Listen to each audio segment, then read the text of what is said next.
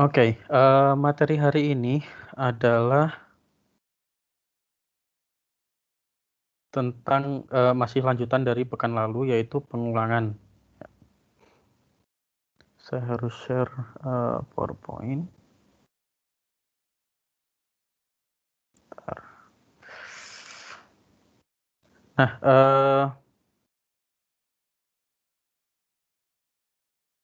untuk materi pengulangan ini, yang kemarin sudah ada yang masih dibingungkan tidak materi yang pekan lalu?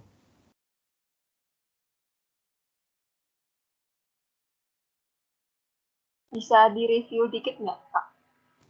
Mau review sedikit materi pekan lalu ya? Iya, Review Pak. di intinya gitu aja, Pak. Oke, pekan lalu kita belajar apa saja? While, do while, sama for.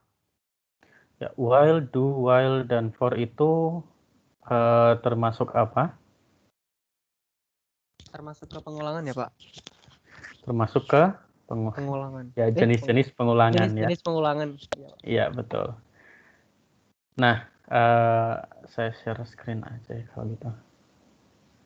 Mana pekan 8.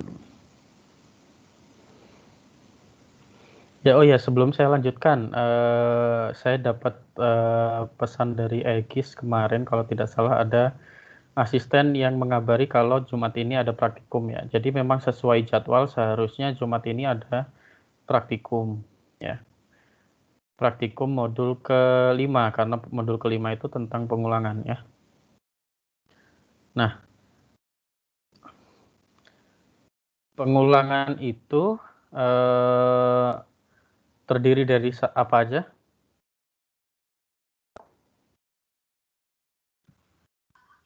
Yang gimana, Pak? Sekali lagi, Pak. Pengulangan itu terdiri dari apa saja?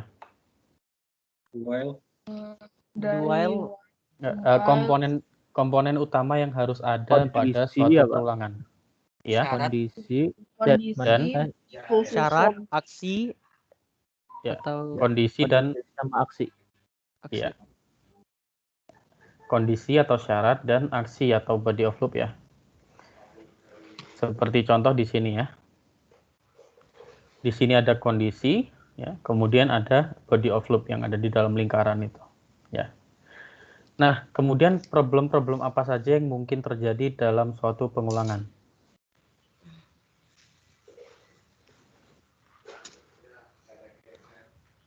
Yang paling infinite, Pak. Pengulangan infinite. Ya, pengulangan infinite terjadi kalau seperti apa? Pengulangannya tidak dihentikan atau itunya tidak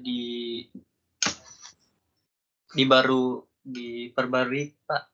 Kalau syaratnya dia selalu dipenuhi ya. Iya. Di halaman ini ada contohnya di mana?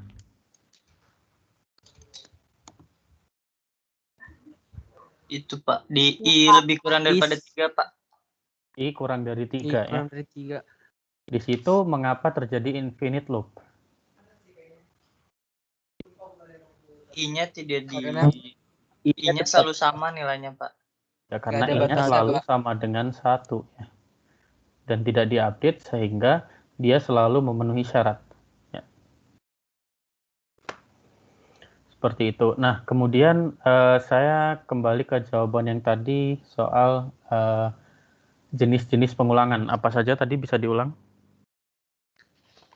While, sama for. Ya. Apa perbedaan dari ketiga jenis perulangan tersebut? Kalau dia yang dual, dia kalau memenuhi syarat ulangi lagi. Terus kalau yang for, Kalau dual dia minimal pasti dilakukan 1 kali, Pak. Kalau while itu bisa tidak diulangi. Betul sekali. Bisa tidak dilakukan maksudnya. Ya. Nah, perbedaannya sebenarnya simple ya. Kalau while ya, while itu dia kondisinya pasti akan ditanyakan terlebih dahulu, sehingga Aksinya. kalau kondisinya di awal tidak dipenuhi, maka dia langsung lanjut ya. Aksinya tidak akan dikerjakan ya. Jadi bisa jadi tidak mengerjakan body of loop sama sekali. Sedangkan untuk do while, pada do while body of loop muncul sebelum kondisi, sehingga minimal dia body of loop-nya dikerjakan 1 kali, itu minimal. Ya. Untuk for itu yang wajib ada adalah inisialisasi dan update dari statement yang diinisialisasi tadi, ya. Jadi for ini mirip dengan ekstensinya while, ya. Tapi kalau while tidak harus ada inisialisasi, tidak harus ada update statement. Sedangkan untuk for harus ada inisialisasi dan update dari statement yang diinisialisasi. Nah, bisa diingat tidak dari latihan yang pekan lalu, mengapa while tidak perlu ada inisialisasi statement dan tidak perlu ada update statement? Pak, maaf Pak, kayaknya harus keluar masuk dulu deh, soalnya PPT-nya nggak kelihatan, hitam doang. Ya, silakan keluar dulu. Terima kasih Pak. Ya, pertanyaan saya ulangi ya. Kalau kita mengingat latihan dari pekan lalu, ya, ada yang tahu tidak mengapa untuk pengulangan while tidak perlu ada inisialisasi dan tidak perlu ada update statement-nya?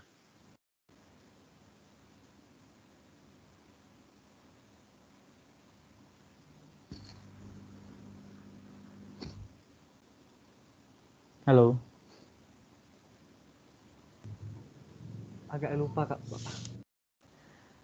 Oke, kita langsung ke lihat latihannya. Ya, seperti ini contohnya.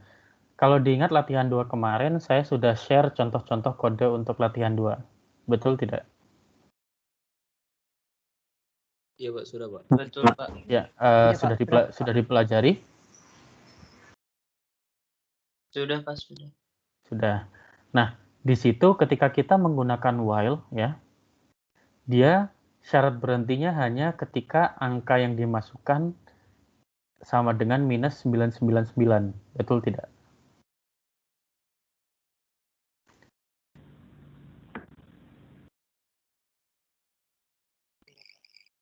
Kalau begitu, angka ini, angka minus 999 ini perlu diinisialisasi di awal tidak? Tidak perlu Pak. Tidak perlu. Dan perlu ada update tidak?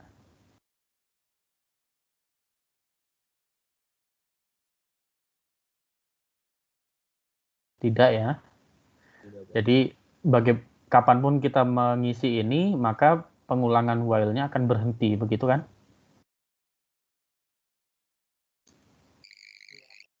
Nah, sampai sini ada yang ditanyakan lagi?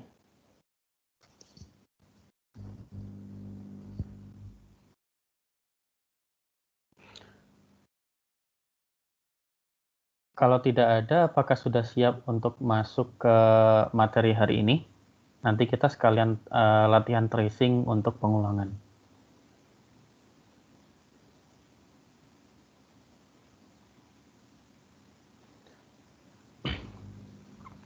Oke, saya kembalikan ke slide ini ya.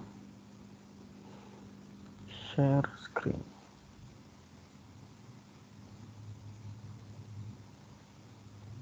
Nah, sudah kelihatan share-nya, screen-nya? Sudah Pak. Sudah.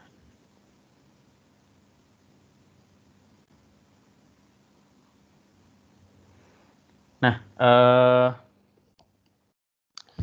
materi hari ini kita masih lanjutan dari materi yang kemarin ya, pengulangan bagian kedua. Apa saja isi dari materi hari ini? Ya. Tujuannya masih sama ya. Isi dari materi hari ini sama seperti ketika kita belajar percabangan. Ya. Kita punya nested loop atau pengulangan bersarang. Ya. Kemudian nanti ada juga tentang masalah kompleks. Ya. Nah, nested loop seperti apa? Nanti kita pelajari.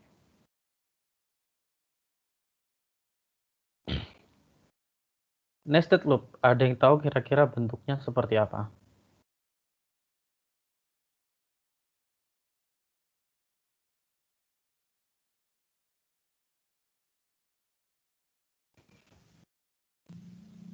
Nested if. Nested loop, ya betul sekali ya. Dia sangat mirip dengan nested if ya.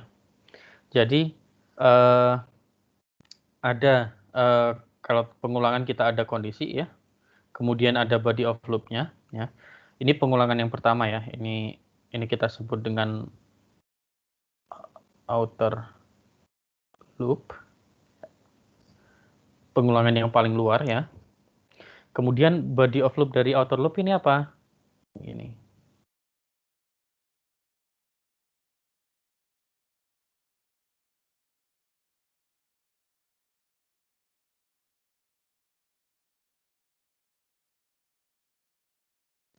Jadi kalau ini tidak ada percabangan lagi, maka kita tahu kalau dia adalah body of loop dari loop yang paling luar kan. Ya. Nah, di dalam ini kita punya looping lagi.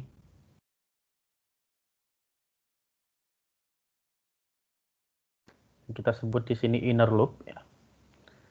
Kemudian body of loop 2 ini adalah body dari inner loop. Nah, boleh tidak kira-kira ada pengulangan lagi di dalamnya lagi?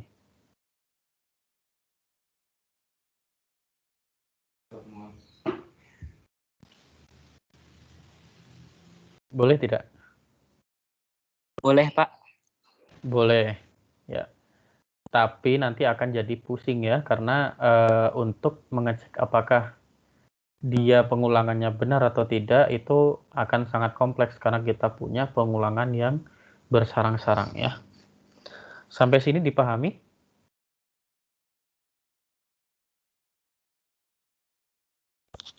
Berarti yang di sini maksudnya di kondisi 2 body of loop 2 itu Pak, misalnya no itu kembali lagi ke yang badannya ya Pak? Ya. Nah, kita ambil contoh ya. Contoh kita punya ada I sama dengan 0, J sama dengan 0, kemudian ada while misalkan I kurang dari sama dengan 10. Kemudian di dalamnya kita punya lagi while J kurang dari sama dengan 10 juga lah ya. Apa yang dilakukan di dalam ini, misalkan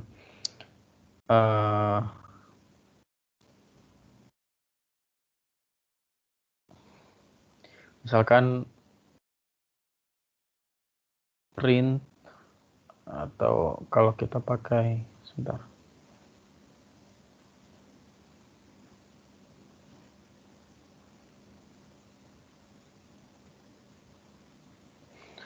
Misalkan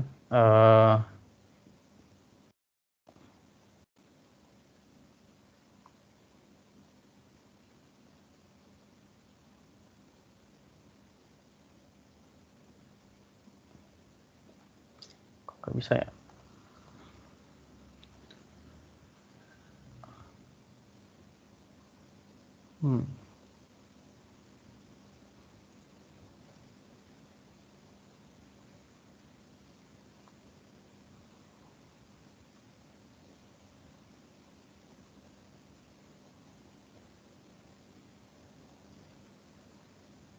Oke, sebentar.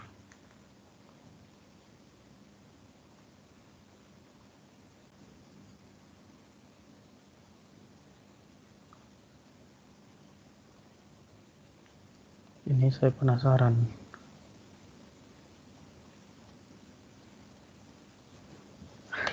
Maaf ya, sebentar.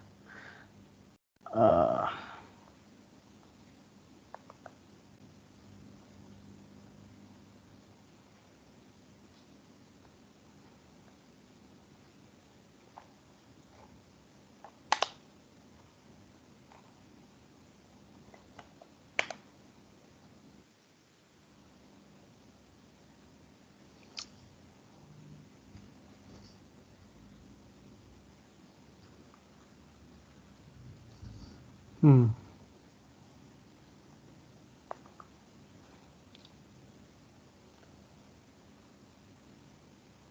Oke. Agak jadi lebih jelek karena harus pakai jari.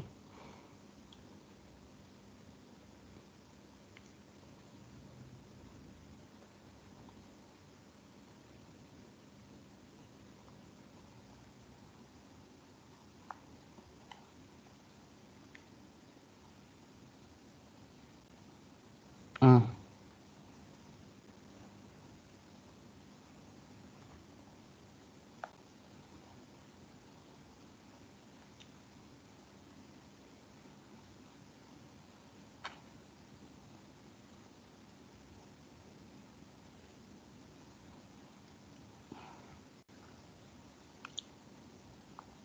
Bentar ya.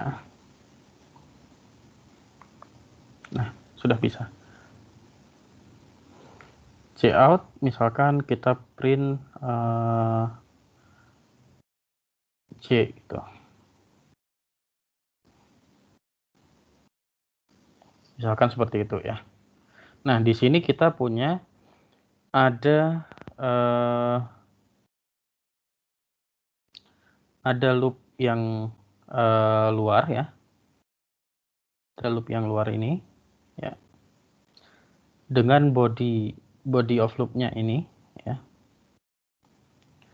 Kemudian kita juga punya loop yang dalam ini dengan body of loop-nya ini. Ya. Di sini kalau kita lihat ya, kita punya di sini dia akan infinite. Maka kita harus tambahkan I sama dengan I plus 1, C sama dengan C plus 1. Atau seperti itu ya.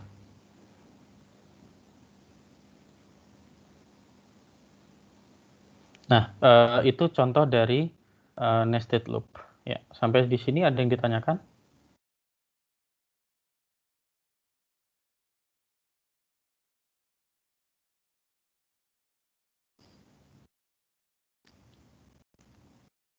Kalau tidak ada,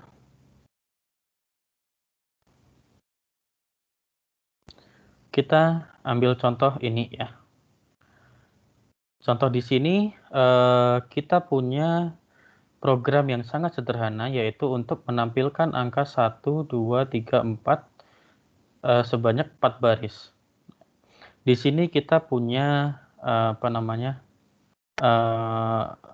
loop yang paling luar. Loop yang paling luar ini. Kemudian dari loop itu kita punya loop yang dalam bagian yang ini. Ya.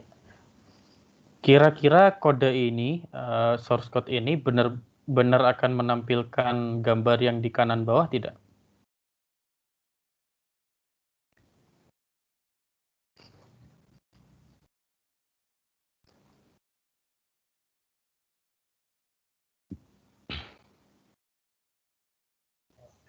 Iya, Pak. Tahu benar atau tidaknya bagaimana?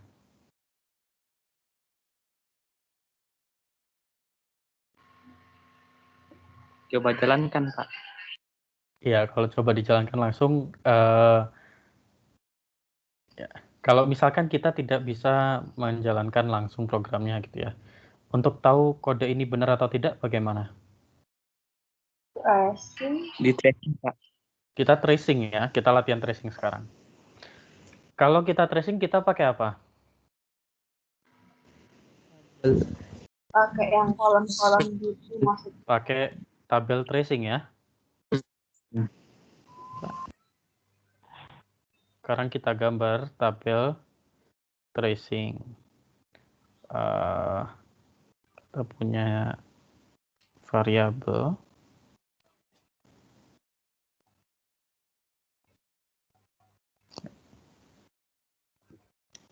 Di sini kita punya variabel apa saja? Kolom sama baris. Ada kolom sama baris, Pak. Kolom, kemudian baris, ya. Nah, di bawah kita buat ini satu kolom buat apa namanya? Output. Agak terlambat ya. Sebentar.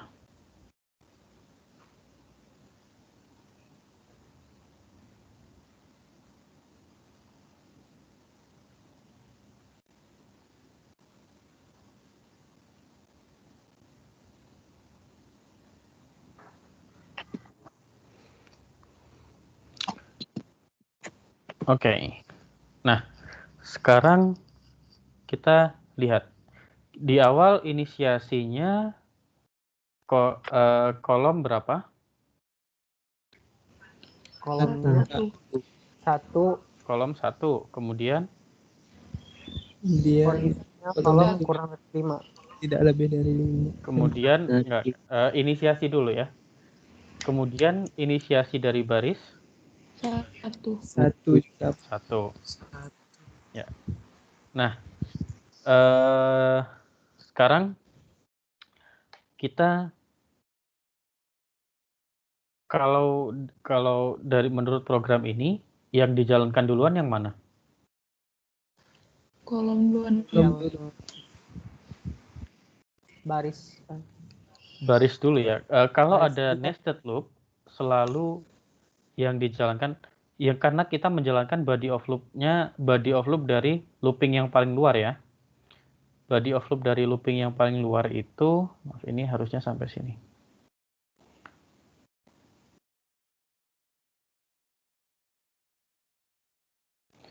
Body of loop dari loop yang paling luar adalah looping yang dalam. Betul tidak? Maka sekarang kita kolom jalan ya 1 ya. Kita belum update kolom tapi kita jalankan dulu ya. Kita cek ya apakah kolom kurang dari 5 karena 1 kurang dari 5 kita jalankan yang di dalam. Nah, sekarang kita punya baris sama dengan 1 ya. 1 ini masih kurang dari 5 ya. Maka kita jalankan apa yang di dalam itu ya. Nah, apa perintah yang dikerjakan di looping yang di dalam di situ? Baris sama dengan Baris tambah 1. Perintahnya adalah bagian yang ini ya.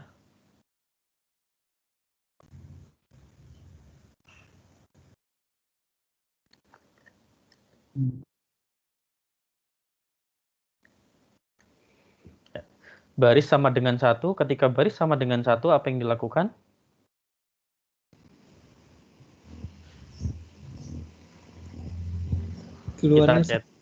Kita cetak baris yaitu 1 ya. Cetak 1. Baris plus 1. Kita cetak 1. Kemudian apalagi di situ yang dicetak? Spasi ya, karena tanda ini artinya dia ada kosong 1 baris ya, supaya mudah untuk melihatnya. Nah, kemudian perintah yang di dalam ini sudah selesai, yang diupdate yang mana dulu? Masih yang baris. Masih yang baris ya. Masih yang barisnya kan belum siap. Baris belum selesai ya. Kita update baris plus 1 berarti nilai dari baris sekarang berapa? 2. Kita lakukan apa lagi di situ? Output dari baris lagi, cetak lagi ya 2, kemudian spasi ya. Barisnya diupdate lagi jadi 3 ya. Kemudian kita cetak lagi 3 spasi, baris update lagi jadi 4 ya kan, karena 4 masih kurang dari 5 maka kita cetak lagi kan ya. Kita cetak di sini 4, kemudian spasi ya. Sekarang diupdate jadi 5. 5. Kalau 5 dijalankan tidak cetak ini? Tidak. Tidak. Kalau tidak berarti kita kemana? Ke kolom. Ke kolom. Kita keluar Keluar dulu dari- melakukan perintah yang ini ya. Karena ini kan masih satu body ya. Perintah ini artinya apa? Perintah yang cout indl.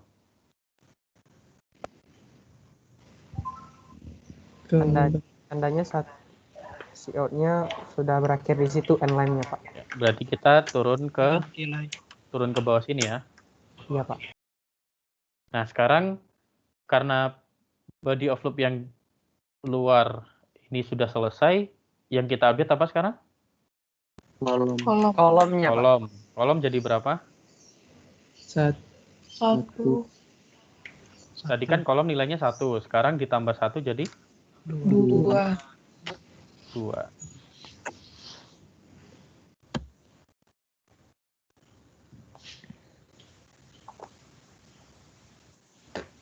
Sekarang nilai kolom jadi 2 ya.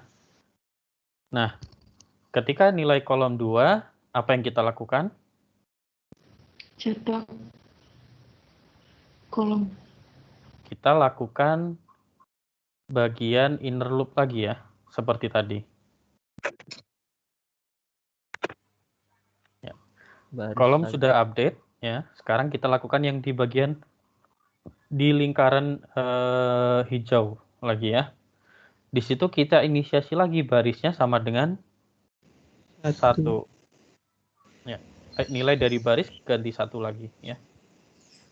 Apa yang dilakukan sama seperti tadi, kita update baris lagi ya.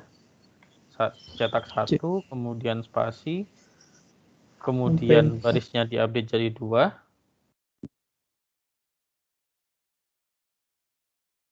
Kemudian cetak 2 spasi ya. Baris update lagi jadi 3. Cetak 3 spasi. Baris diupdate jadi 4. Cetak 4 spasi. Barisnya diupdate jadi 5. Kalau sudah barisnya jadi 5, sekarang apalagi yang dilakukan? Kembali lagi ke kolom ya, Pak. Ya. Pak, Sebelum Pak. Ya, silakan. Pak, di kolom 2 itu kenapa nggak lanjut ke 4 yang kanan, Pak? Karena kalau nggak ada lanjut ke bawahnya, Pak, gitu. Ya, kenapa tidak lanjut ke kanan? Pertanyaan bagus ya. Kenapa kok bisa ke spasi ke bawah, Pak? Ya, pertanyaan bagus ya. Sekarang coba perhatikan ini. Maaf.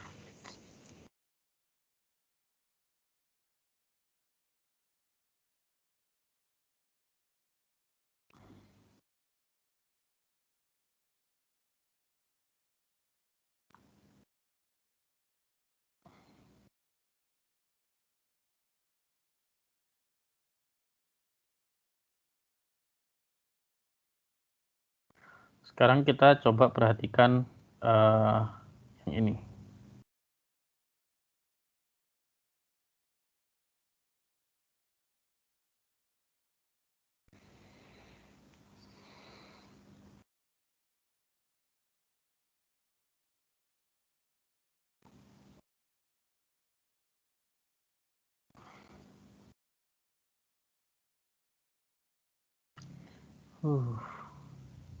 Sebentar.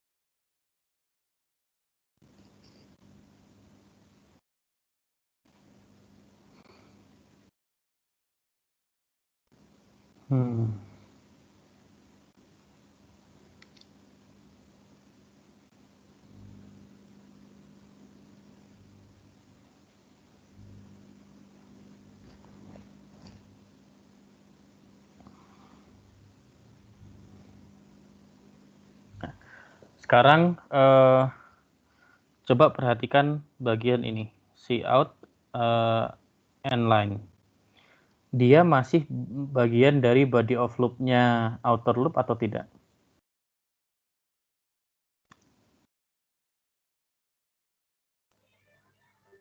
Masih bagian. Masih, Pak. Ini dia salah satu alasan mengapa ketika kita membuat kode ya, yang masih satu bagian sebaiknya ditulis sejajar. Kalau kita lihat ini dia sejajar ya, yang for baris dan cout indl. Ya. Kemudian yang di luar ini sejajar ya. Di sini dengan kita bisa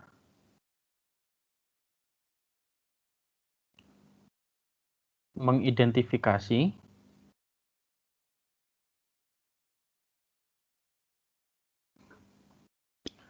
bahwa bagi kurung kurawal ini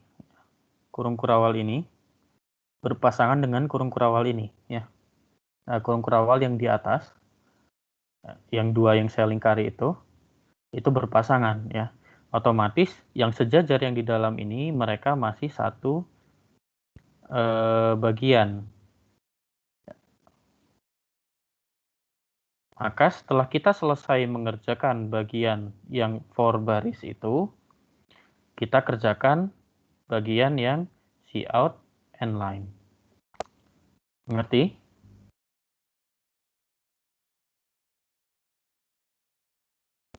Oh, dikarenakan itu dia Pak, karena cout-nya itu ada endline gitu Pak. Iya, karena ada endline ya, cout endline ini berarti kan kita turun ya. Kita turun dari baris ini, kita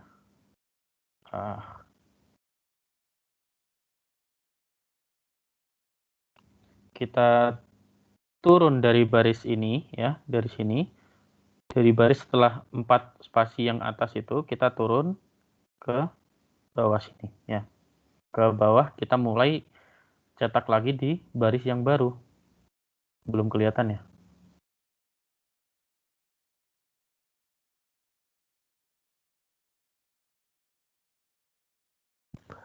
Yang maksudnya kolom itu Pak, yang satu itu ya Pak, misalnya satu ke bawah itu Pak. Iya. Misalnya dia terus input satu itu berarti nggak berhenti dong Pak. Maksudnya? Misalnya kan di input satu terus, karena satu itu kan kolomnya itu kurang dari 5 ya Pak. Berarti maksudnya gimana tuh Pak? Oh, ini maksudnya kurang dari 5, tapi kan oke, sekarang kita ulangi lagi. Untuk for loop, inisialisasi itu dibaca satu kali atau terus-menerus? Dibaca satu kali ya Pak? Dia hanya dibaca satu kali di awal ya. Kemudian kita update dengan update rule yang paling belakang ya. Update rule yang paling belakang ada kalau di situ ada kolom sama dengan kolom plus 1, kemudian yang baris juga ada baris sama dengan baris plus 1. Ya.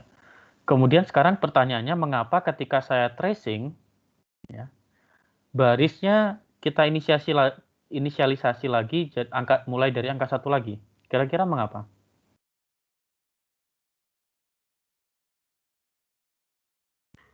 Berarti yang tadi, yang sebelumnya tadi, yang ini udah selesai gitu Pak?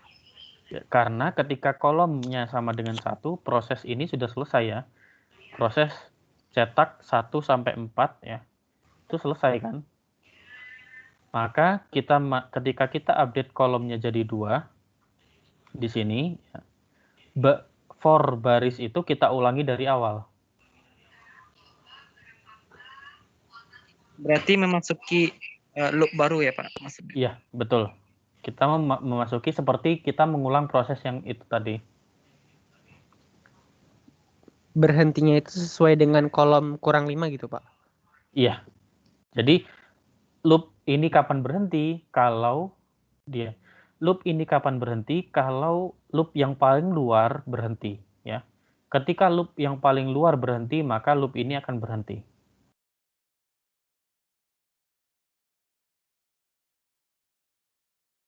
Bisa dipahami?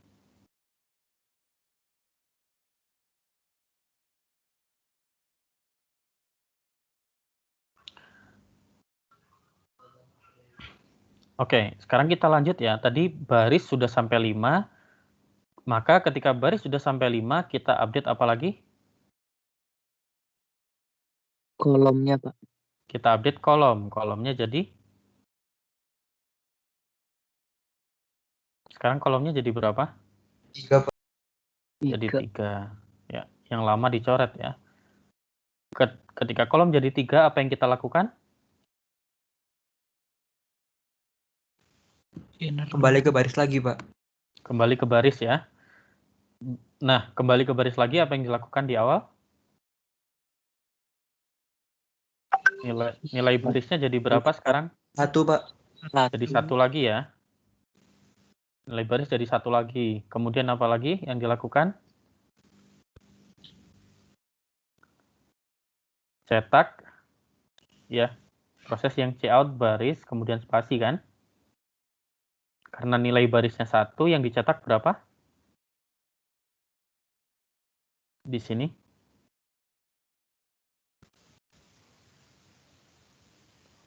1. 1. Dan? Spasi. Spasi.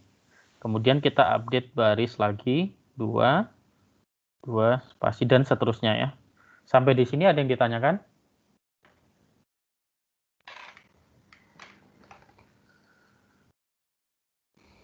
Ada yang masih dibingungkan?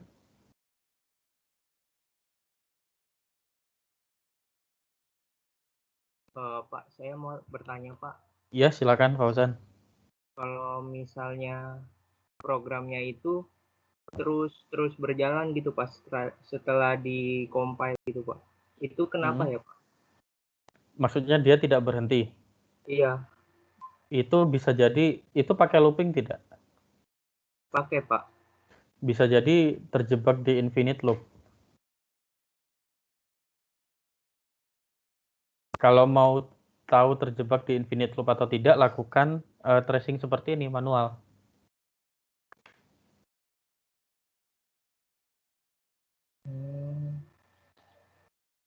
Berarti kayak harus ada yang membatasi gitu Pak. Iya. Nanti kalau Fauzan mau kita diskusi soal kodenya Fauzan, kita bisa lakukan nanti di luar perkuliahan, boleh? Maksudnya setelah perkuliahan ini selesai. Ya. Kita akan cek apakah dia ada infinite loop atau tidak ya. Nah, kita lanjut ke contoh yang selanjutnya. Nah, kira-kira untuk tracing yang ini, mau latihan sendiri atau tidak? Kalau mau latihan sendiri, saya berikan waktu mungkin 3 menit. Mau latihan sendiri ya? Boleh, Pak. Ya, silakan tracing kode ini sendiri ya. Pastikan kalau output yang digambar kanan bawah itu betul. Ya. Nah, nanti setelah 3 menit, mungkin salah satu ada yang bisa presentasi. Silakan.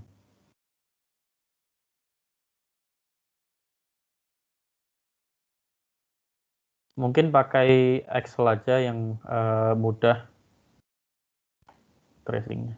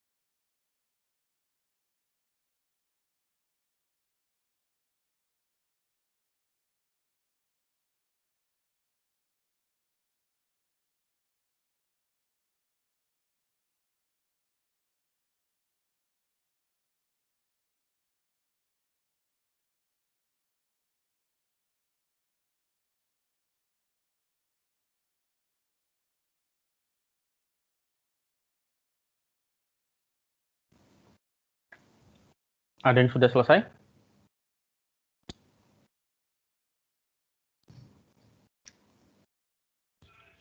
Misal bingung bisa bertanya, Pak.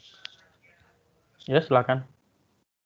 Itu kan untuk yang barisnya itu kan kolom tambah 1, berarti 0 tambah 1, maka input outputnya itu 1, 2, 3, 4 sampai baris kurang dari kolom tambah 5. Kolom itu kan 0 tadi, Pak, tambah 5. Iya. Terus pas dia kolom turun ke bawah, 5 itu dari mananya itu, Pak, maksudnya?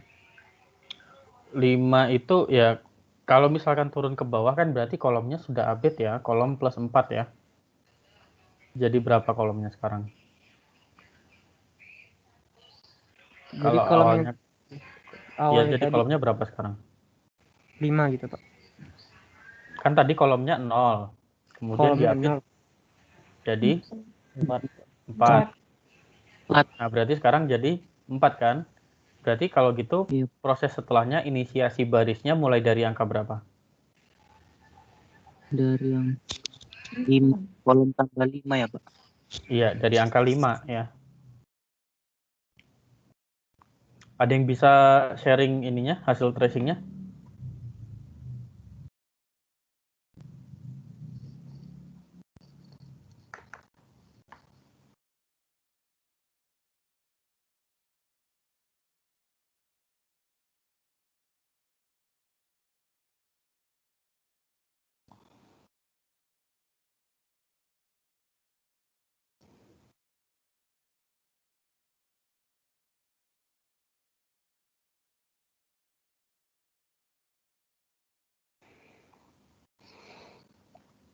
Oke, kalau masih bingung kita bareng-bareng aja deh.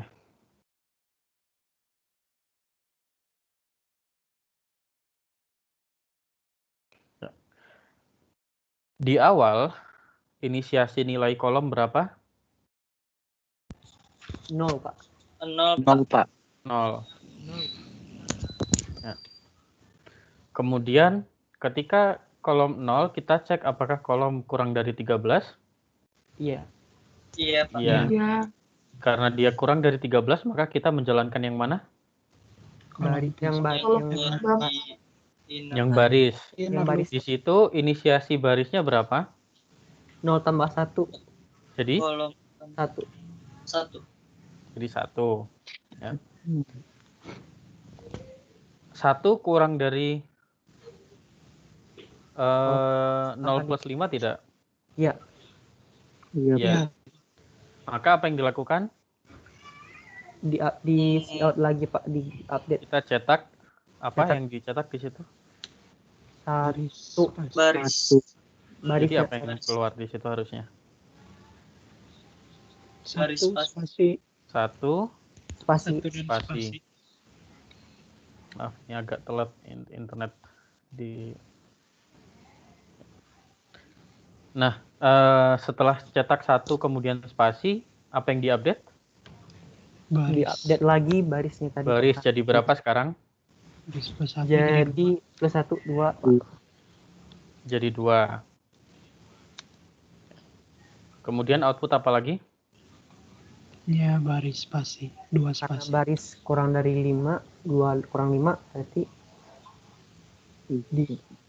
di-update lagi 2 spasi. 2 spasi. Ini.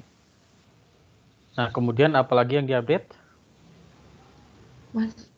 Masih dalam baris. Pak. Jadi berapa barisnya? 3, kolom tambah 1, 2 tambah 1, 3. Jadi 3 ya, baris plus 1 kan ya. Iya. Kita cetak lagi 3 spasi. Kemudian update lagi baris kan ya. 4. Kita cetak 4 spasi ya. Kemudian apalagi yang diupdate setelah itu? Karena baris kurang. Barisnya masih 4 ya.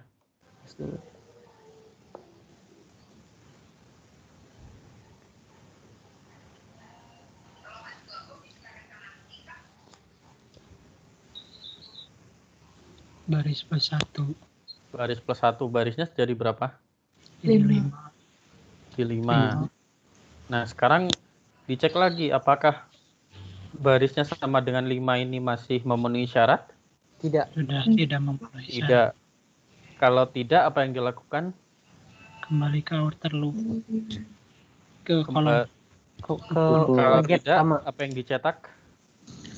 4 Pak di kolom. 4. Angka 4 5 di kolom. apa maaf? NDL ini ya. 4. N-line ya. N-line. Kemudian dia turun ke bawah sini kan. Oh, N-line. Baru setelah itu kita update apa? Yang bagian pertama tadi kolom. 4. Kolom. Nah, kolomnya sekarang jadi berapa? 4. Kolom. Kolom jadi 4. Ini maaf agak terlambat dari tab saya. Kolom jadi 4 sekarang. Nah, kemudian apa lagi yang dilakukan? Yang inisialisasi baris. Barisnya berapa inisialisasinya sekarang? 4 tambah 1. 4 Jadi 5. 5. Ya. Kemudian apa yang dilakukan? Mengecek baris itu kurang dari 4 tambah 5. 9 Iya, berarti masih belum. kurang dari 9. Berarti masih outputnya 5 spasi. Berarti kita cetak 5 spasi. Terus update baris lagi kan? Inisialisasi lagi baris. Angka 6 Pak di baris. Barisnya kan tambah 1 ya, jadi 6. 6.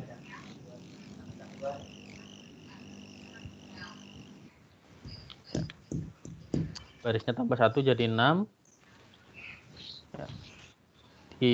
Kemudian cetak lagi spasi. Barisnya update lagi ya. 7. Cetak 7 spasi. Baris update 8. Cetak 8 spasi. Barisnya diupdate jadi 9. Ketika baris sama dengan 9 ini masih memenuhi syarat? Sudah tidak memenuhi syarat lagi, Pak. Sudah tidak. Kalau sudah tidak, berarti kita turun ke bawah lagi ya. N-line. Iya. Karena ada N-line itu ya. Nah, dan seterusnya ya. Setelah itu kita update kolom lagi. Jadi berapa kolomnya? Kolomnya berarti 4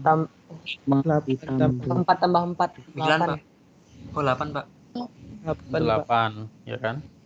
Iya Pak. Kemudian setelah itu kita lakukan apa? Inisialisasi baris lagi Pak. Ya, barisnya sekarang jadi 9 karena kolom tambah 1. 9 ya. Dan seterusnya ya, proses setelahnya sudah mengerti atau tidak atau belum? Mengerti Pak. Sudah jelas ya.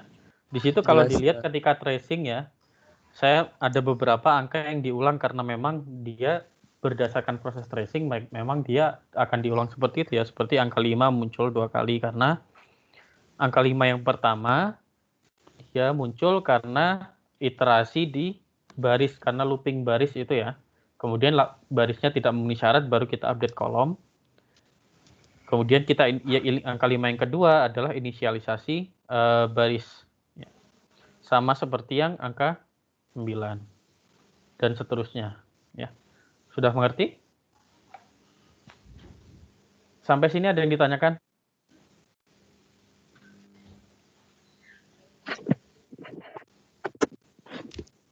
Tidak ada, Pak.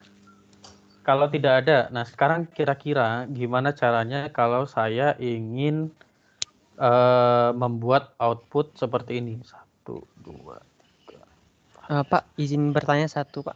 Satu pertanyaan, Pak.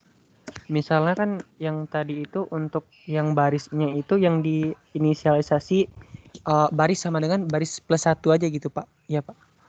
Untuk yang baris. Jadi baris sama dengan baris, kolom. Misalkan baris sama dengan baris plus 1 gitu. Berarti itu yang dieksekusi selama barisnya gitu, Pak.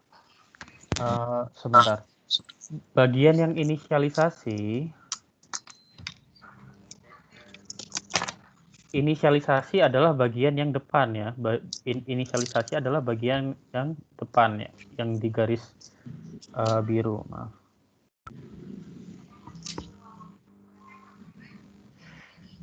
Untuk bagian update adalah yang belakang. Jadi untuk di for loop itu kan ada 3 ya. For kemudian dalam kurung itu kan ada 3 yang dipisahkan dengan titik koma. Betul tidak? Iya, Pak. Nah, yang pertama isinya adalah inisialisasi. Initialization statement ya. Yang kedua adalah syaratnya, kondisinya. Yang ketiga adalah update-nya seperti apa. Update dari statement-nya seperti apa. Nah, kalau salah menginisialisasi bisa pengaruh juga akan ke programnya nanti. Salah update juga akan pengaruh. Tadi pertanyaannya adalah kalau misalkan inisialisasinya adalah baris sama dengan baris plus 1. Maka kalau seperti itu nanti tracing-nya akan berbeda lagi. Output-nya juga akan berbeda. Karena dia update dari nilai baris yang paling akhir kan. Ya. Kalau misalkan ini saya ganti ya. Misalkan ini saya ganti bukan kolom tapi baris. Ya, baris sama dengan baris plus 1 gitu ya. Maka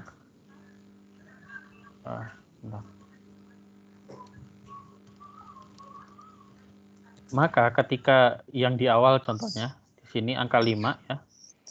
Barisnya masih angka 5, kalau kita inisialisasi baru, barisnya update langsung jadi angka 6. Bukan angka 5 lagi.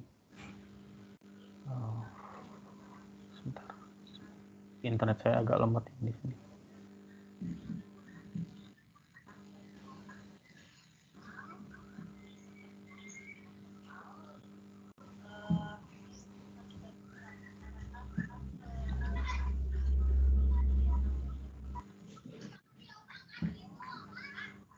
Untuk tahu bagaimana intinya, untuk tahu bagaimana apakah si kode ini benar atau tidak, silakan tracing. Lagi-lagi tracing itu penting, terutama untuk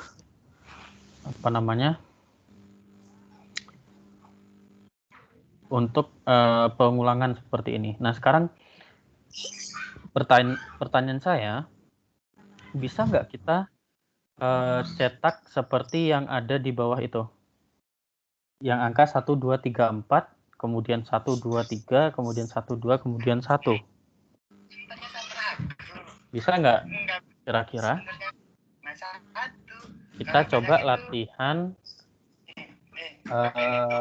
Saya contohkan dengan langsung C++ ya.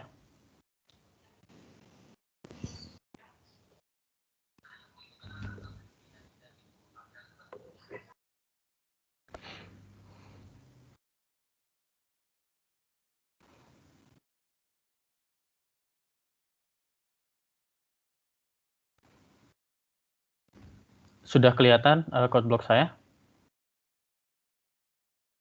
Sudah, Pak. Sudah, Pak.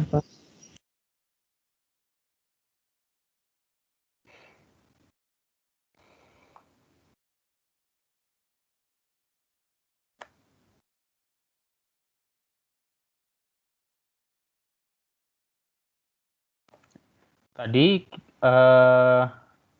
yang ingin dilakukan adalah membuat program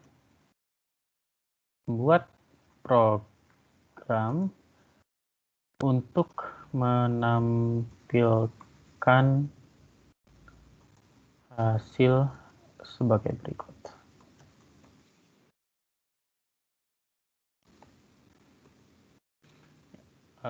Misalkan input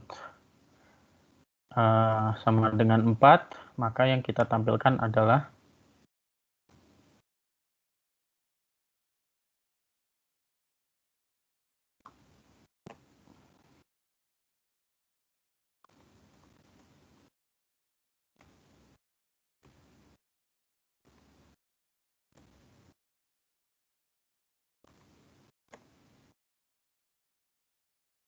contohnya seperti ini ya. Kita ingin menampilkan yang seperti ini ya, 1, 2, 3, 4. Kalau inputnya 4, seperti itu. Nah, bagaimana membuatnya?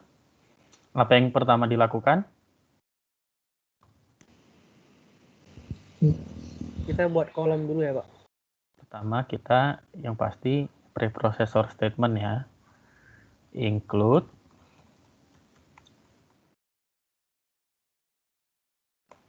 Kemudian apalagi?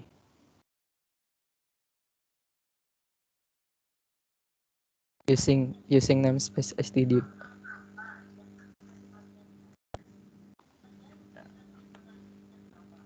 Kemudian kita masuk ke program utama misalkan ya.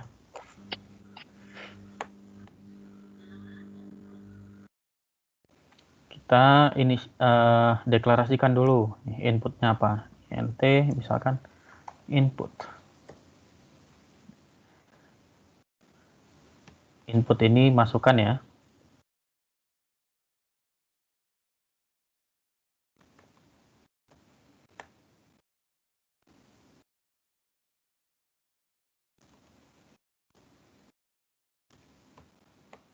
Kemudian kita mau menampilkan itu.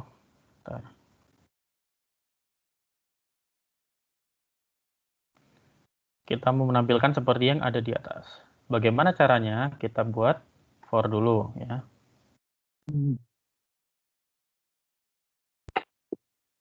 For apa? Inisialisasinya apa? Kolom sama dengan 1. Kolom dengan 1.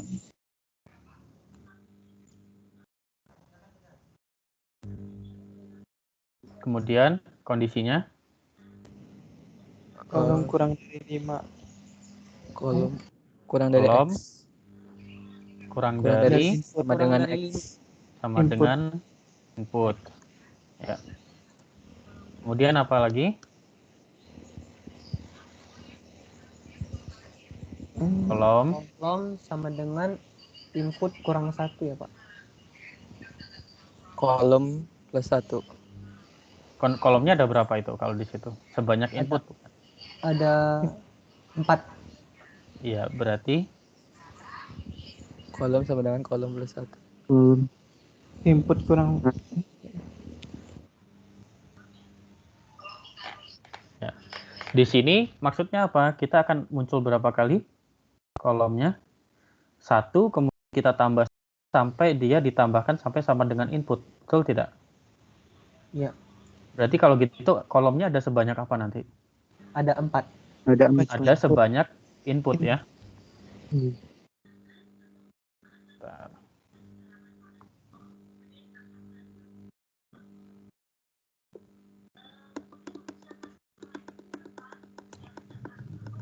Kemudian kita punya inner loop ya.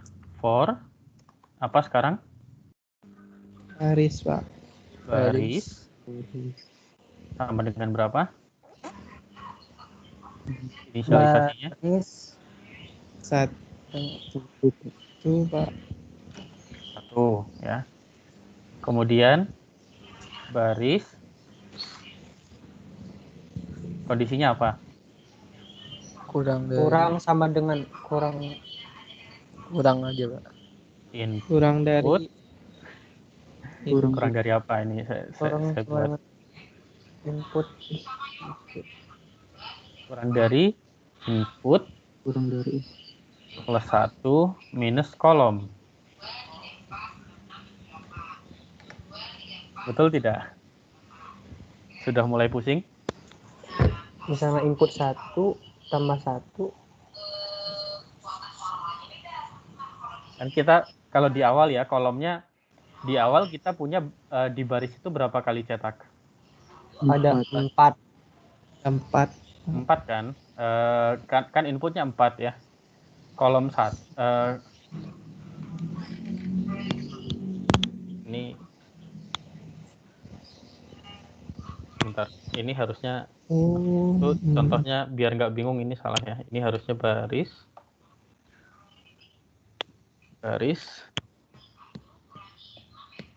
saya tukar ya.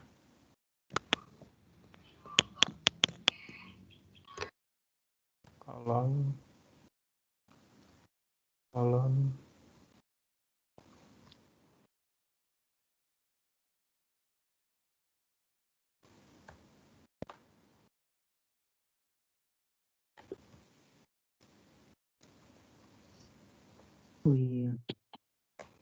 ya, jadi sebenarnya yang di slide tadi mungkin kalian jadi agak bingung ya karena baris kan ini satu baris kan ini ya. Ketika kita turun cout NDL ini, maka kita mulai baris baru kan. Maka iterasi yang paling luar seharusnya baris ya. Supaya tidak bingung.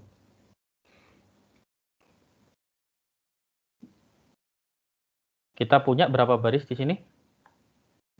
Ada 4. 4 kan? Ya. Nah, kolomnya kan ini ya. Baris 1 ada berapa kolom? 4 kolom, Pak. 4 kolom. Baris 2 ada berapa kolom? 3. Ada 3. Kira-kira syarat ini betul tidak kalau gitu? Ini misalnya 4.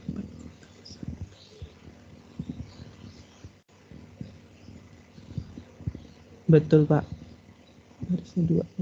Iya, Pak. Ya. Kalau barisnya 1, maka kolomnya kurang dari sama dengan input ya. Kalau anggaplah inputnya 4 ya. 4 tambah 1 kurangi 1 kan. Jadi kolomnya kurang dari sama dengan 4 ya. 4. Kalau barisnya 2, kolomnya sebanyak? Kolomnya sebanyak 3, Pak. 3, karena barisnya ini 2 kan ya? Iya. Jadi, dan seterusnya ya. Cout. Apa ini yang dikeluarin apa? Kalau gitu yang dicetak. Kolom, Pak. Kolom spasi. Dicetak kolom. Ya. Sampai sini kira-kira betul tidak kodenya?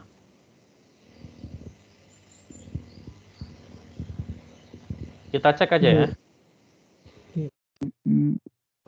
Oh. Nah, di sini program tidak jalan karena variabel baris dan kolom tidak dideklarasikan ya. Deklarasikan di situ, Pak. Karena dia integer, kita bisa langsung tulis di sini.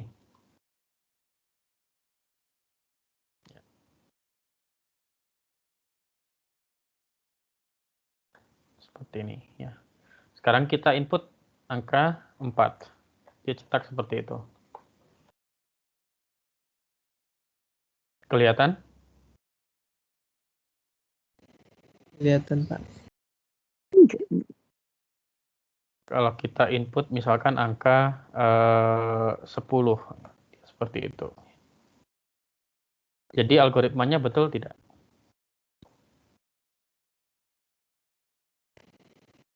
Betul, Pak. Ya, dan nanti bisa latihan sendiri ya.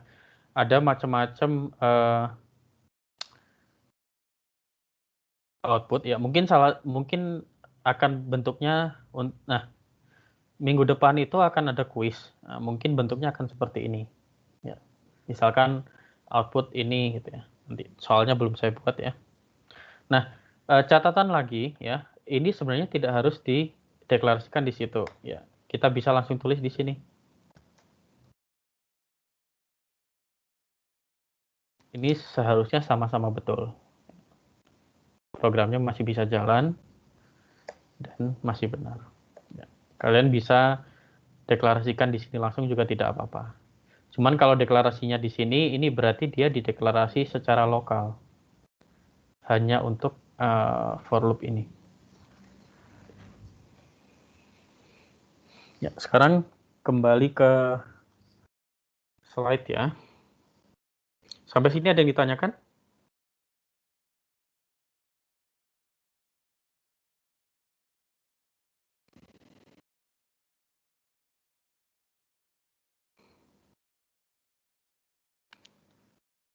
Kalau tidak ada, saya share screen saya lagi ya.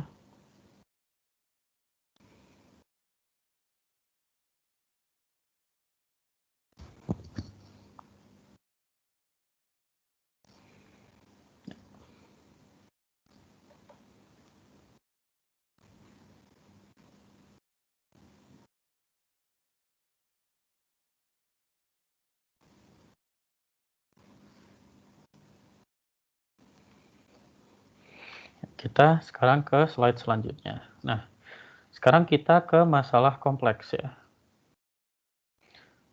Masalah kompleks itu seperti apa? Misalkan kalau kita ingat-ingat flow control ada apa saja?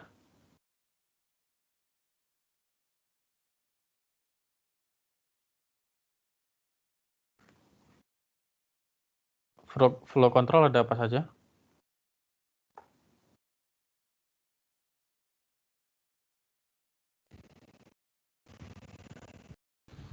Urutan, decision, sama pengulangan, Pak. Iya, flow control ada 3, ada urutan, ada percabangan, kemudian ada pengulangan. Ya.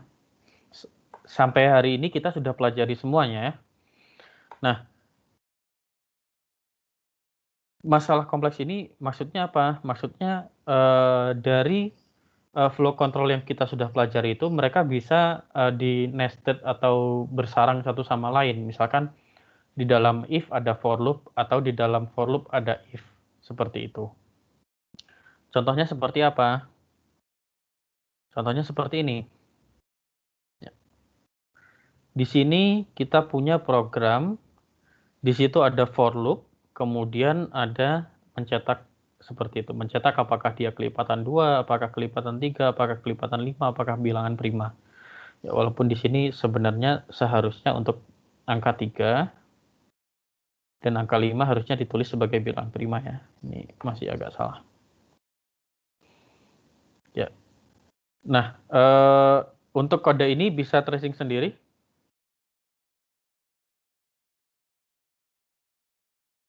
Halo. Kode yang ini ya Pak, yang bilangan-bilangan prima itu. Iya, bisa tracing sendiri ya. Coba, Pak. Nah, untuk tracing kalau ada if, maka kita harus cek apakah dia benar atau tidak. Misalkan nilainya dia true atau false. Seperti itu ya. Kemarin ketika UTS permasalahannya untuk yang tracing ketika ada percabangan tidak melakukan tracing seperti ini. Maksudnya tidak benar-benar dicek apakah dia prosesnya dilewati atau tidak. Ketika tracing harus urut ya. Harus urut seperti yang kita lakukan tadi, tracing yang tadi, 2 algoritma yang tadi.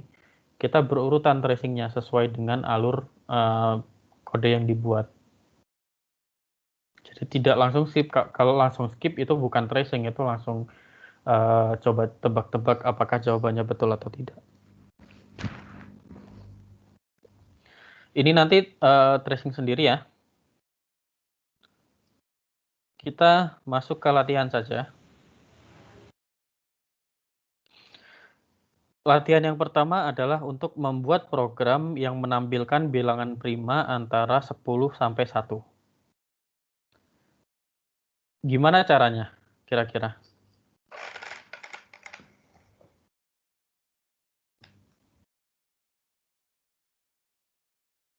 Halo?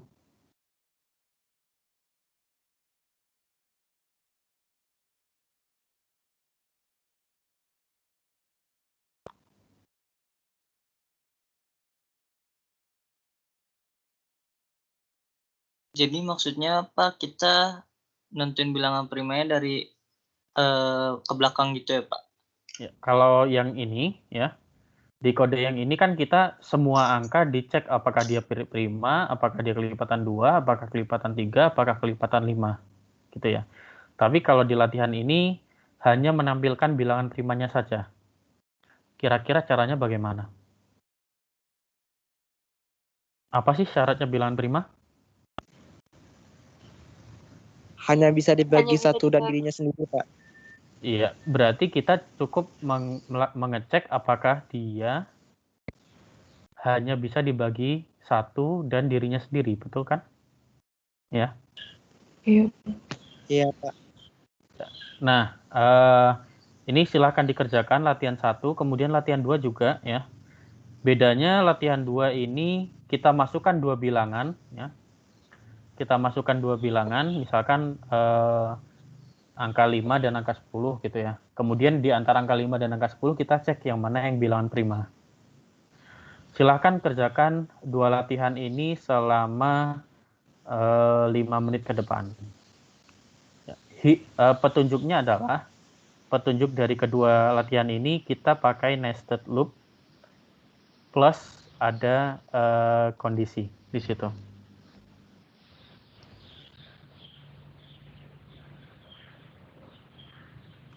Silakan kalian mengerjakan, saya sambil mengerjakan juga nanti kita akan membandingkan hasilnya. 5 menit dari sekarang ya. Ada yang ditanyakan?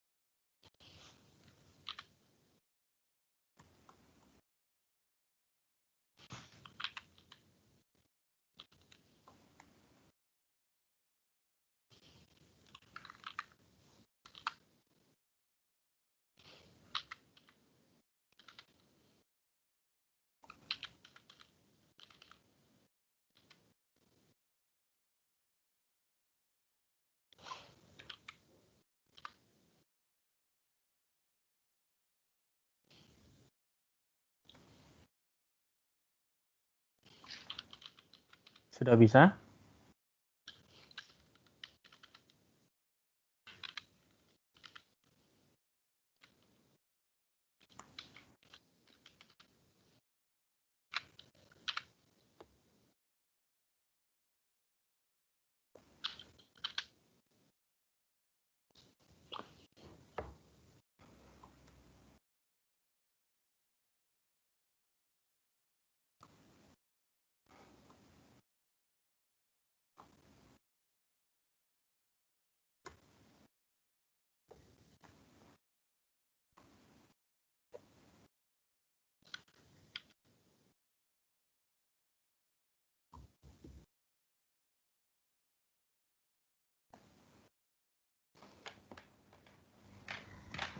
Ada yang sudah bisa berhasil mengerjakan? Mau mencoba, Pak. Ya, silakan, Pak.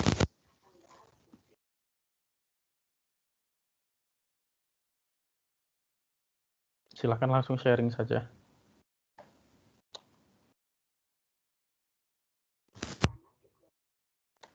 Yang latihan 1-2 kan, Pak? Iya.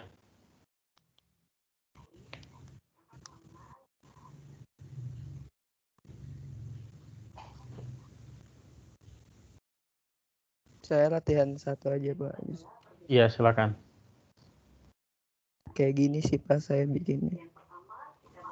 Oke, di situ ada keterangan primanya 0, kemudian kita cek dia coba dibagi 2 sampai sebelum angka, kalau misalkan prima dia hasil baginya.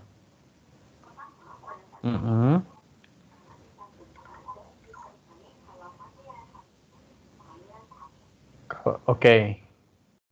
Coba hasilnya seperti apa? Kayak gini, Pak.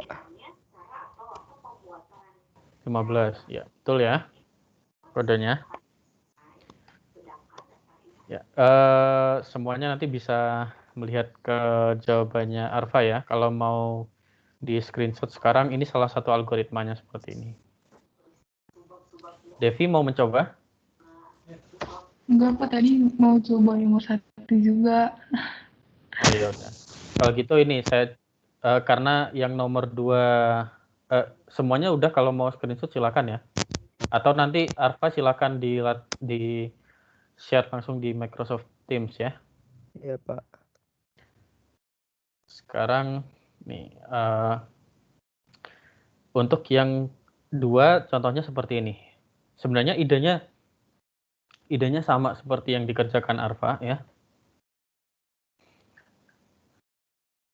Kita punya input 2 bilangan A dan B, sama-sama integer, kemudian ada kita menghitung dia pembagiannya seperti apa. Nah, di sini inisiasi awalnya I-nya mulai dari A sampai B ya. Kemudian I-nya update-nya +1 saja. Di setiap ini pengulangan saya selalu inisiasi di awal, dia pembaginya masih 0. Ya. Kemudian cek dari angka 2 sampai 1 angka sebelum I, ya, sampai 1 angka sebelum I itu, apakah dia bisa dibagi dengan J atau tidak. Ya. Kita cek, maka di situ kalau I modulo J sama dengan 0, ya, maka pembaginya nambah 1, berarti dia punya pembagi ya. Di sini. Kalau enggak ya berarti nggak usah ditambah gitu ya. J-nya diulang terus sampai J-nya 1 angka sebelum I, baru kemudian update I ya. Di situ setelah keluar dari for loop-nya yang J, kita cek apakah pembaginya tadi masih tetap 0 ya, maksudnya masih tetap tidak ada pembagi di antara angka 2 sampai sebelum angka dia. Kalau masih 0 dan dia angkanya bukan 1, maka dicetak, maka dia bilangan prima. Itu contohnya seperti itu ya. Ini salah satu algoritmanya. Misalkan saya masukkan angka 50, kemudian 100. bilangan prima yang ditemukan ada angka berapa saja. Di sini ada itu.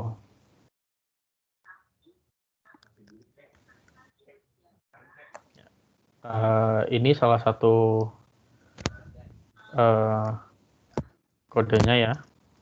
Saya share ke sini.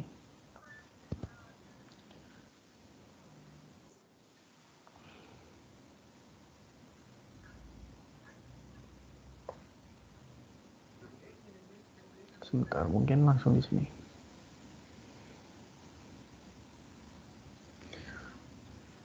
Di sini ada opsi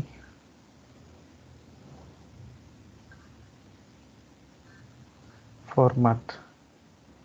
Kemudian nah,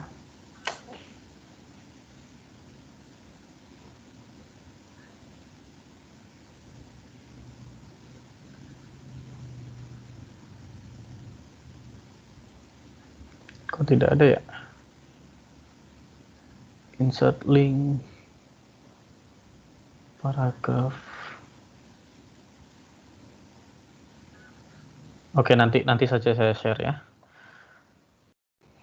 Nah, karena tinggal 6 menit lagi, saya mau share tugasnya ya.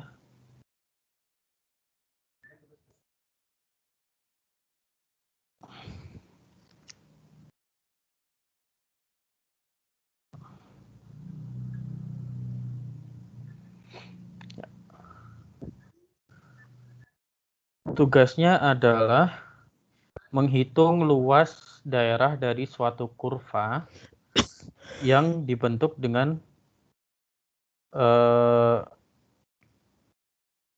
rumus dari suatu formula tertentu ya.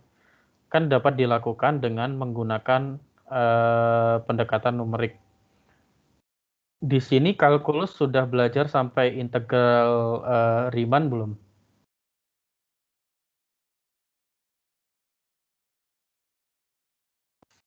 Belum, Pak. Belum. Integral yang dengan menjumlahkan itu.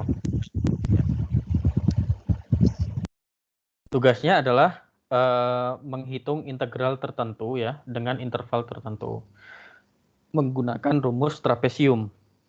Caranya seperti apa?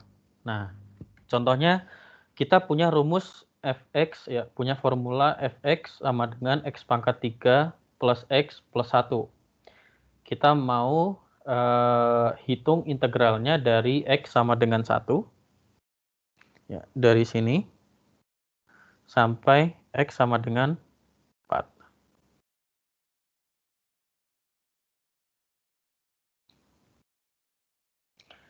Dengan rumus trapesium. Nah, caranya seperti apa? Harusnya di kalkulus sudah belajar, ya. Karena ini sudah lewat UTS ya. Masih ingat rumus trapesium? A plus B bagi 2 kali tinggi, Pak. Ya. Kali tinggi. Kita punya A, B, ya. Tingginya ini kan di sini, kalau di sini tingginya ini H gitu ya. Maka rumusnya adalah rumus luas dari trapesium ini, trapesium yang ini adalah A plus B ya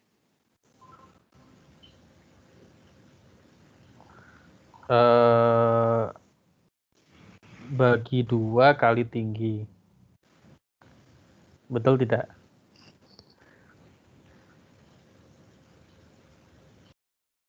Benar, Pak.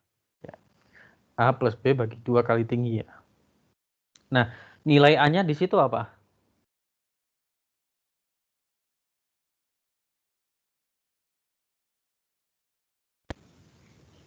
Tengah-tengah 30 sama 40 gitu, Pak. Nilai A-nya kan kita sudah punya ini kurva dari fx kan ya. Maka nilai A adalah 3x. kuadrat, Pak.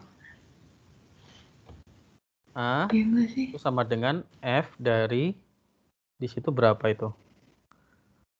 Antara 3 dan 325 ya, berarti 3,125 gitu misalnya.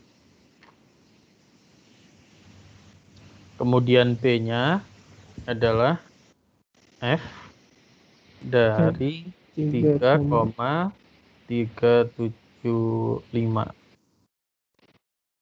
Ya. Nah, rumus. Nah, sekarang kita ini baru punya satu trapesium yang ini ya. Kalau kita tambahkan lagi trapesium yang di sebelah-sebelahnya, misalkan di sini kita punya trapesium ini, kemudian trapesium ini, kemudian trapesium ini, dan seterusnya sampai yang sana ya. Kalau kita jumlahkan semua trapesiumnya, kira-kira nilainya akan mendekati nilai dari integralnya tidak?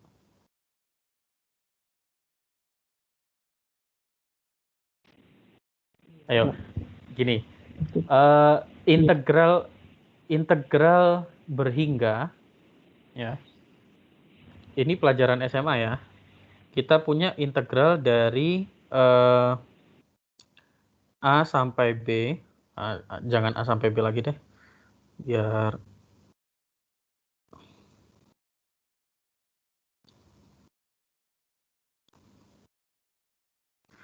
integral dari misalkan interval dari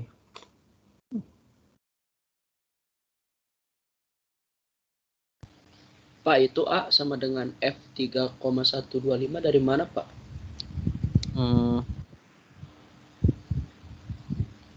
Sebentar. Ini kan karena A ini kan yang tinggi ini ya, A yang ini ya. Maaf, itu agak terlambat. A itu kan tinggi yang ini, yang di bagian kiri ini ya. Ya. Nah, tingginya ini berapa? Masukkan nilai X ke dalam persamaan, 4, Pak. Tingginya kan ada di sini kan? 4 bukan Pak tingginya. Nilainya ini kan ada di sini. Nah, kan oke. Kurva ini adalah kurva dari fx ya. Fx-nya di sini adalah x pangkat 3 plus x plus 1. Ya. Kita mau menghitung tingginya A ini. Ya. Di sini kita punya di sini x, di sini nilai dari fx. Berarti tingginya berapa?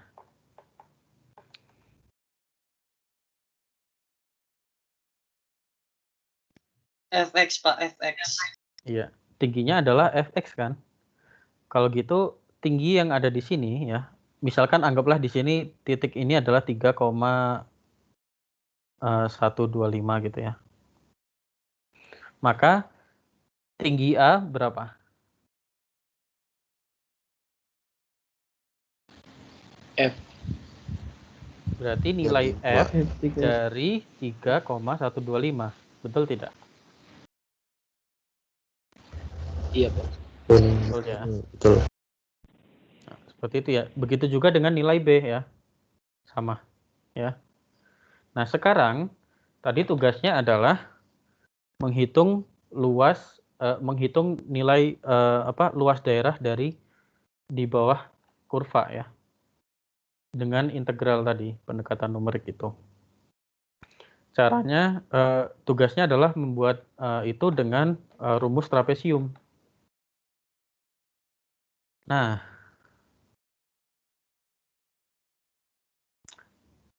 rumus trapesium kita punya luas trapesium adalah A plus B bagi 2 kali tinggi. Ya. Tingginya di sini adalah interval ini. Ya. Interval ini adalah tinggi trapesiumnya. Ya. Sedangkan A-nya yang mana? B-nya yang mana, kita bisa cari dengan memasukkan nilai fungsinya.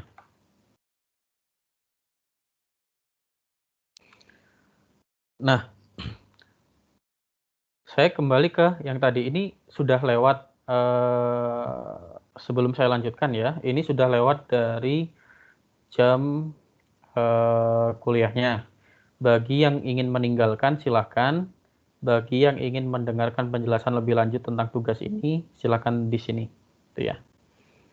Nah, tadi saya kembali lagi, tadi kita ingin menghitung luas daerah yang ada di bawah kurva ya, yaitu luas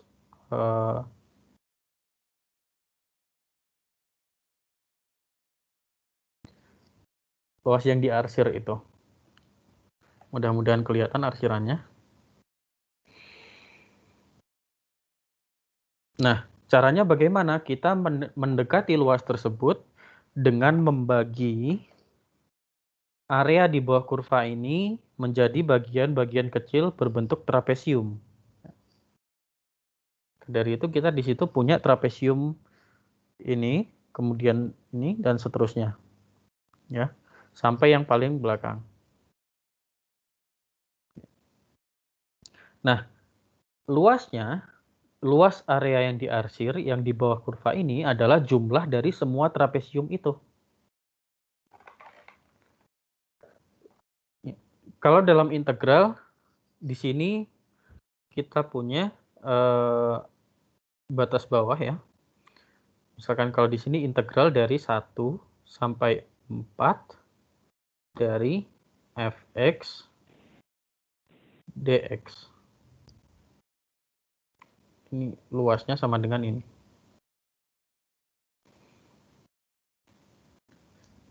Betul tidak? Iya, Pak.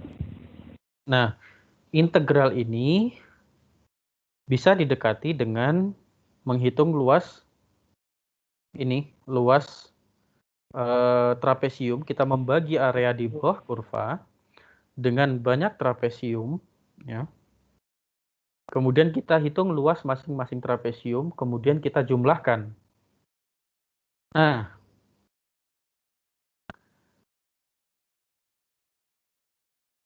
kira-kira kalau semakin besar interval ini, interval H ini, interval yang ini, kalau interval ini semakin besar, misalkan kita membaginya dengan sedikit trapesium ya, berarti trapesiumnya besar-besar. Kalau dibandingkan dengan kita menghitung dengan trapesium yang kecil-kecil, luasnya akan lebih akurat yang mana? Yang kecil-kecil. Yang kecil-kecil, Yang Pak. kecil-kecil ya, karena semakin kecil kan berarti sisanya semakin sedikit ya. Kalau kita besar misalkan kita anggap trapesium, sebentar saya pakai warna hijau ya. Kita langsung hitung satu trapesium. Kelihatan ya yang hijau?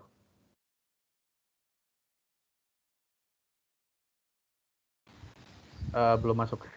Yang hijau kelihatan? Kelihatan, Pak. Kelihatan. Kalau kita hitung dengan trapesium sebesar itu, berarti kita akan kehilangan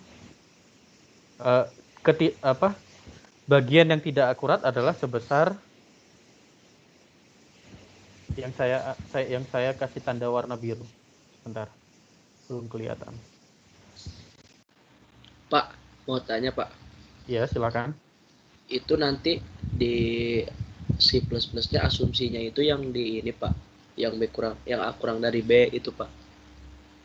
Ya, asumsinya adalah A selalu lebih kecil dari B, ya. Kemudian di sini yang kita pakai asumsinya A lebih dari sama dengan 0.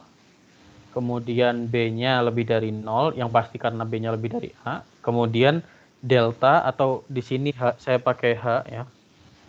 Itu lebih dari 0 ya. Semakin kecil itu berarti apa ya? Iya. Semakin kecil delta atau H ini,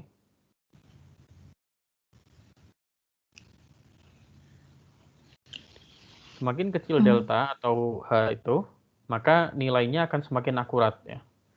Semakin besar semakin tidak akurat.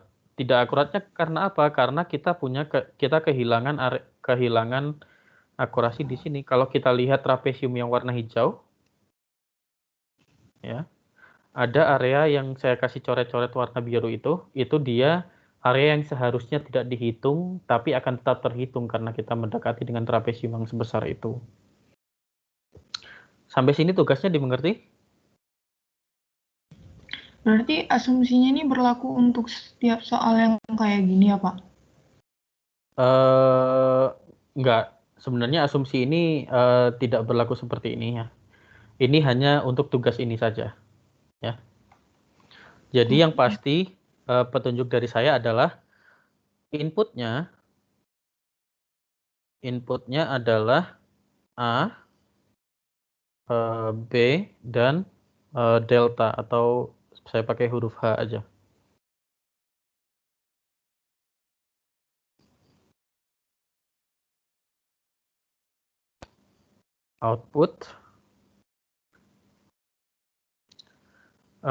Outputnya adalah integral dari A sampai B kali fx dari fx dx. Ya. Input outputnya ada di atas itu. Ya.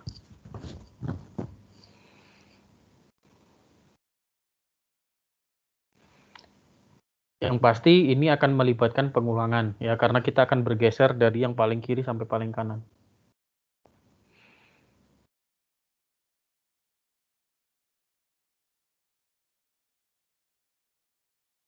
Jadi tugasnya adalah ini.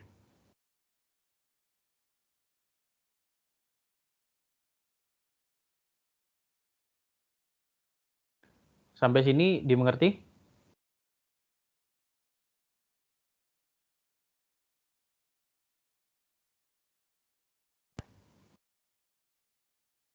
Oke.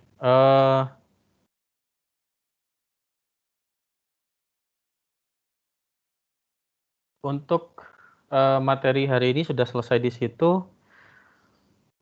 Perkuliahannya saya akhiri dulu ya. Nanti tadi saya janjikan di awal, siapa tadi yang mau diskusi soal yang dikerjakan Fauzi ya. Fauzan ya. Fauzan. Ya, nanti setelah saya tutup kita bisa diskusi. Teman-temannya yang lain yang ingin tanya-tanya juga silahkan ya. Saya tutup dulu. Assalamualaikum warahmatullahi wabarakatuh. Selamat sore. Waalaikumsalam warahmatullahi wabarakatuh.